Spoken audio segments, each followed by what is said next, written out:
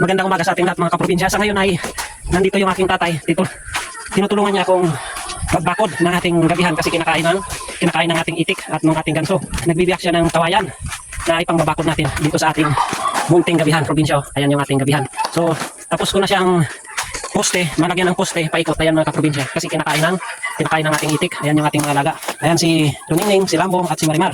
So, yung ating alaga dito ay 6. So, ayan mga kaprobinsya, magbibiyak tayo ng kawayan.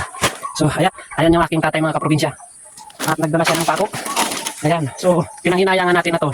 Kasi nga, sayang naman kung hayaan natin tapos maubos lang ng itik at yung ganso natin na alaga. Hindi naman pwede natin ikulong yung ganso at itik natin. Kailangan silang makalangoy. Ayan mga kaprobinsya, tapos ko na siyang lagyan ng poste. Ayan yan yung babakuran natin. Paikot. Ayan. So, tara. Tayo ay magbiak na ng kawayan. Ayan mga kaprobinsya. Dito naman mga kaprobinsya, libre yung kawayan dahil napakarami ng kawayan dito. Lalo na nung bumagyo mga kaprobinsya, nagsitumbahan lang. So timing naman mga kaprobinsya, kailangan natin. So sa halip na mabulok lang, so magagamit natin, mapapakinabangan natin din. Yun yung gagamitin natin pang bakod dito sa ating munting gabihan. So ayan, tara mga kaprobinsya. Let's go!